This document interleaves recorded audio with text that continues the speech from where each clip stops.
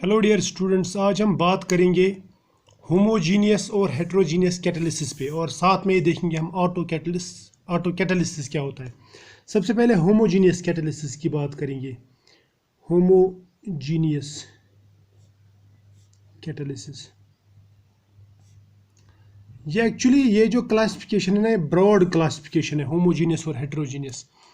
Homogeneous catalysis का मतलब रहता है जब कैटालिस्ट और रिएक्टेंट दोनों एक ही फेज में हों। समझ में आया ना? व्हेन कैटलिस्ट एंड रिएक्टेंट और इन सेम फेज मतलब अगर कैटलिस्ट कैटलिस्ट सॉलिड फेज में, रिएक्टेंट भी सॉलिड फेज में होंगे, और अगर रिएक्टेंट लिक्विड फेज में तो कैटलिस्ट भी लिक्विड फेज में होगा, तब हम इसको बोलते हैं होमोजीनियस कैटलिसिस। जैसे हम जिन्स बोलते हैं हम, यानी एक जैसे ही, ये एक जैसे फेज में रहते हैं। इसकी कुछ एग्जांपल्स बताऊंगा मैं आपको, उससे समझ में आ जाएगा। एग्जांपल लिखूंगा मैं। फॉर एग्जांपल SO2 आपने नाम सुना होगा। SO2 ये गैस है, इसके साथ O2 मिला दो, ये भी गैस, ये बनाता है SO3। ठीक है, ये भी गैस है। हालांकि हमें प्रोडक्ट नहीं देखना, हमें ये दोनों देखने हैं। ये रिएक्टेंट और कैटलिस्ट मिक्स करने के बाद में बिफोर मिक्सिंग कुछ भी हो सकते हैं, ये सॉलिड लिक्विड कुछ भी हो सकते हैं, लेकिन मिक्स करने के बाद में क्या ये एक ही फेज बनाते हैं, सिंगल फेज बनाते हैं, इन्हें एक जैसा दिखता है, तो हम उसको बोलेंगे फिर ये उस सूरत में कहलाएगा होमोजीनियस। फॉर एग्जांपल ये गैस है, ये भी गैस है, और इसका जो कैटलिस्ट है वो है NO, वो भी गैस है, तो ये एक ही फेज में सिंगल फेज बनाएंगे। मैं बोलूँगा ये जो कैटलिस्ट है ये इनको कैटलाइज करता है, और ये जो कैटालिसिस है इस कैटालिसिस को बोलूँगा मैं होमोजीनियस कैटालिसिस। ठीक है, इसी तरह हम दूसरा एग्जांपल लेंगे। सपोज मैं लूँगा एस्टेल्डिहाइड। ठीक, एस्टेल्डिहाइड लेंगे, CH3 C double bond OH। Clear? इसका अगर हम आयोडीन कैटलिस्ट डालेंगे इसमें, आयोडीन, ठीक, ये डिकम्पोज हो जाता है, ये बनाता है CH4 + CO। ये जो डिकम्पोजिशन रिएक्शन है ना, देखो इसमें ये भी गैस है, ये I2 भी गैस है, ठीक, हालांकि प्रोडक्ट्स भी गैस है, मीथेन और कार्बन मोनोऑक्साइड। क्लियर? तो रिएक्टेंट और कैटलिस्ट दोनों गैसियस स्टेट में रहते हैं, तो मैं बोलूँगा ये भी होमोजीनियस कैटालिसिस है। क्लियर? और एक कैटालिसिस लेंगे हम, जैसे ओजोन का डिकम्पोजिशन। ओजोन लेंगे हम, O3 बनाता है O2, राइट। अगर मैं ट्वाइस लूँगा ये थ्राइस बन जाएगा। क्लियर? इसके लिए जो कैटलिस्ट हम लगाते हैं, सपोज अगर मैं NO लगा दूँ, नाइट्रिक ऑक्साइड, ये भी गैस है, ये भी गैस है, ये भी गैस है। अब ये और ये एक ही फेज में रहेंगे, वन फेज बनाएंगे जब ये मिक्स करेंगे हम, तो मैं बोलूँगा ये यहाँ पे होमोजीनियस कैटालिसिस है। क्या है ये? Homogeneous catalysis. क्लियर? इसी तरह से मैं आपको एक और एग्जांपल बताता हूँ होमोजीनियस कैटालिसिस का। जैसे हम टर्शियरी ब्यूटाइल अल्कोहल लेंगे। क्या लेंगे? Tertiary butyl alcohol. Tertiary butyl alcohol अगर मैं गैसियस फेज में लूँगा, वेपर फेज, समझ में आना, और HBr भी लूँगा वेपर फेज में, तो होता क्या है, ये जो टर्शियरी ब्यूटाइल अल्कोहल है इसमें एलिमिनेशन रिएक्शन हो जाती है। ये बताता हूँ मैं आपको। ये है tertiary butyl alcohol, right, CH3OH। ये खुद ब खुद ऐसे एलिमिनेशन हो जाती है, इसमें H2O निकलता है। मैं लिखूँगा यहाँ पे H2O, ये हालांकि लिक्विड है, प्लस बनाएगा ये CH3 यहाँ पे C डबल बॉन्ड CH2, यानी ऐसे CH3 C double bond CH2। Clear? ये रिएक्शन कैटलाइज होती है HBr से, लेकिन कौन से फेज में? वेपर फेज में। ये भी गैसियस फेज, ये भी गैसियस फेज। मैं इसको बोलूँगा ये होमोजीनियस कैटालिसिस है। इसी तरह से हाइड्रोलिसिस ऑफ सक्रोस, यानी शुगर जो है, केन शुगर, या हाइड्रोलिसिस ऑफ ईस्टर अगर मैं कहूँ, तो वो होमोजीनियस कैटालिसिस है। जैसे मैं यहाँ पे लिखता हूँ C12 O22 sorry H22 H22O11, ठीक। ये है सुक्रोज का फार्मूला, ठीक। इसको ले लो आप वाटर में, H2O में, मैं समझा दूंगा ये पूरा, और इसमें डालो एसिड H पॉजिटिव। देखो मैंने आपसे पहले ही कहा था आपको स्टार्टिंग में नहीं देखना है स्टार्टिंग में कौन से फेज में। अगर मैं ये देखूंगा ना स्टार्टिंग में सक्रोज जो रहता है, सक्रोज ये रहता है एक्चुअली सॉलिड, लेकिन जब हम ये रिएक्शन में डालते हैं, ठीक है, ये पानी में डालते हैं, ये बन जाता है एक्वस, और एक्वस में ये अगर आप सक्रोज यानी शक्कर डालेंगे पानी में, उसके बाद डिज़ोल्व करेंगे, आपको पानी का गिलास होमोजीनियस दिखेगा, आपको कहीं पे शक्कर के पार्टिकल्स बीच में नज़र नहीं आएंगे। या जिस तरह हम नमक डालते हैं पानी में, ये बनाता है होमोजीनियस, समझ में है ना। अब ये भी लिक्विड है ना, इसमें डाल दो एसिड, सपोज सल्फ्यूरिक एसिड डाल दिया या HCl डाल दिया मैंने, क्लियर, वो भी लिक्विड ही बन जाएगा। तो ये एक ही फेज बनाएगा, सिंगल फेज, इतना याद रखना है आपको। आपको ये नहीं देखना कि इसका स्टेट पहले क्या था, आपको ये देखना है कि डिज़ोल्व करने के बाद में ये कितने फेज बनाता है।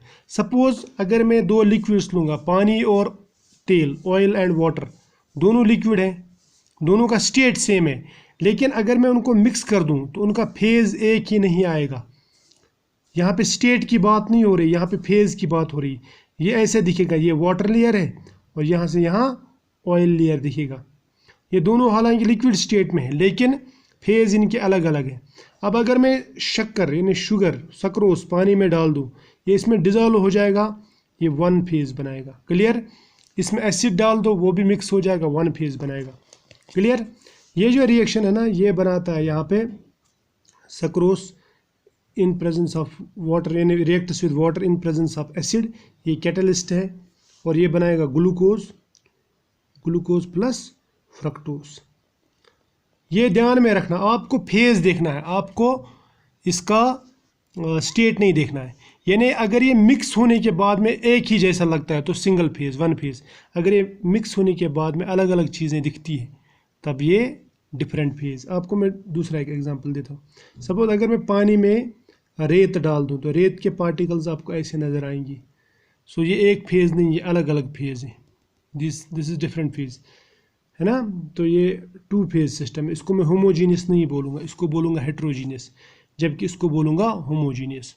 समझ में आया ना, क्लियर।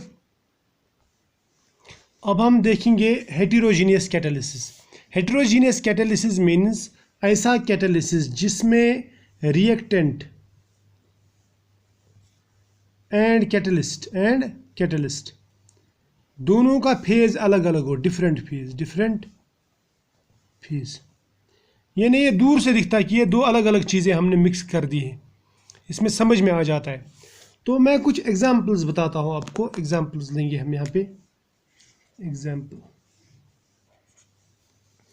जैसे एक एग्जांपल बताता हूँ मैं, हाइड्रोजन का लेंगे हम। हाइड्रोजन का अगर रिएक्शन आप करेंगे ऑक्सीजन के साथ में, ठीक है, ये बनाता है ट्वाइस H2O, ये याद रखना, ये वाटर बनाता है। लेकिन इसके लिए जो कैटलिस्ट लगता है वो लगता है फाइनली डिवाइडेड प्लेटिनम। मैं लिखूँगा FDPT, फाइनली डिवाइडेड प्लेटिनम, यानी पाउडर्ड प्लेटिनम लगता है। समझ में आया ना। ये प्लेटिनम जो ये एक्ट करता है एज कैटलिस्ट। ये है सॉलिड, जबकि ये गैस है, ये गैस, राइट। तो इनका जो फेज है अलग अलग होगा। आप इनको मिलाएंगे तो ये आपको सॉलिड दिखेगा, ये गैसेस आपको नज़र नहीं आएंगे उसमें। बाद में ये लिक्विड बनता है, ठीक है, ये H2O लिक्विड बनता है। हालांकि उस टाइम हाई टेम्परेचर पे पहले गैस बनता है, लेकिन कंडेंस होने के बाद में लिक्विड। ये हाई टेम्परेचर रिएक्शन है, लेकिन फिर भी इसमें फेजेस अलग अलग। ये गैस है, ये गैस है, ये सॉलिड फेज होगा। फेज की बात कर रहा हूँ, स्टेट की नहीं, ठीक है, ये याद रखना। इस तरह से ये एक एग्जांपल हो गया। दूसरा एग्जांपल लेंगे हम। आपने हैबर्स प्रोसेस पढ़ा होगा, H2 + N2 गिव्स क्या देता है, ट्वाइस NH3, राइट, यही देता है ना। इसके लिए हम क्या यूज़ करते हैं, इसके लिए हम यूज़ करते हैं आयरन एज कैटलिस्ट। ये सॉलिड है, सॉलिड, ठीक, सॉलिड कैटलिस्ट। ये भी गैस है, ये भी गैस, तो इनका फेज अलग अलग होगा। So it is heterogeneous catalysis. इसी तरह से अगर मैं सिन गैस ले लूँ, सिन गैस में लेते हैं हम कार्बन मोनोऑक्साइड + ट्वाइस H2 लूँगा मैं, ठीक, ये रिएक्ट होके बनाता है मिथेनॉल CH3OH, राइट। ये गैस है, ये गैस है, हालांकि लिक्विड, इससे हमें लेना देना नहीं है। अब देखो इसमें जो कैटलिस्ट यूज़ किया जाता है ना, वो कैटलिस्ट यूज़ किया जाता है कॉपर कामा जिंक ऑक्साइड, इन दोनों का मिक्सचर सपोर्टेड ऑन Cr2O3, ठीक है, इसके ऊपर इसको सपोर्ट किया जाता है। क्लियर। अब ये जो है ना, ये सॉलिड है, ये कैटलिस्ट सॉलिड है, राइट। जबकि ये जो है ना, ये गैसेस, ये गैस है, ये गैस है, राइट, ये गैस है, ठीक, इसको ब्रैकेट में लिखा करो, ठीक। तो इसका मतलब ये अलग फेज में, ये अलग फेज में, तो it is heterogeneous catalysis, right. इसी तरह से हमने SO2 से SO3 बनाया था, नाइट्रिक ऑक्साइड यूज़ किया था हमने, है ना, SO2 + O2 यूज़ किया था, हमने बनाया था SO3, यहाँ पे यूज़ किया था NO कैटलिस्ट। लेकिन इसके बदले में हम और एक कैटलिस्ट लगा सकते हैं V2O5। जिस सिंथेसिस में, जिस प्रोसेस में SO2 + O2 मिलाया जाए, लेकिन कैटलिस्ट यूज़ किया जाए V2O5, ये सॉलिड है, इस प्रोसेस को बोलते हैं हम कॉन्टैक्ट प्रोसेस, इससे भी SO3 बनता है। अब ये गैस है, राइट, ये भी गैस है, ये भी गैस है, लेकिन हमें इन दोनों का देखना है, इन दोनों का फेज इससे मैच होता है क्या, नहीं होता, ये अलग फेज में होंगे, अलग फेज में होंगे। यानी अगर आप रिएक्शन लेंगे ना, रिएक्शन मिक्सचर सपोज, तो आपको वेनेडियम पार्टिकल्स यहाँ पे होंगे ऐसे, सॉरी वेनेडियम पेंटॉक्साइड, जबकि गैस ऐसे यहाँ पे होगा अलग, ये दूर से अलग दिखेगा, ये अलग, ये अलग, समझ में आया ना। गैस तो नज़र नहीं आएगी, लेकिन ये तो नज़र आएगा। So these are in 2 different phases. तो मैं बोलूँगा कि ये कौन सा कैटालिसिस है यहाँ पे, ये हेटेरोजीनियस कैटालिसिस। और एक एग्जांपल लेते हैं, आपने एल्कीन है ना, एल्कीन का हाइड्रोजनेशन जब हम करते हैं इन प्रेजेंस ऑफ निकल, हाइड्रोजनेशन ऑफ ऑयल्स भी करते हैं ना, हम लेते हैं हाइड्रोजन और इसका रिएक्शन कराते हैं हम in presence of nickel, Raney nickel, ये बनाता है RCH2 सिंगल बॉन्ड CH2 और, यानी हाइड्रोजन यहाँ पे ऐड होता है। अब अगर ये सपोज अगर ऑयल है तो लिक्विड होगा, सपोज अगर ये सिंपल एल्कीन है कोई, तो ये गैसियस स्टेट में होगा, ये भी गैसियस स्टेट में, ये होगा सॉलिड, तो इनका फेज अलग अलग है ना, सॉलिड, तो मैं इसको बोलूँगा ये हेटेरोजीनियस कैटालिसिस है। समझ में आया? शाबाश।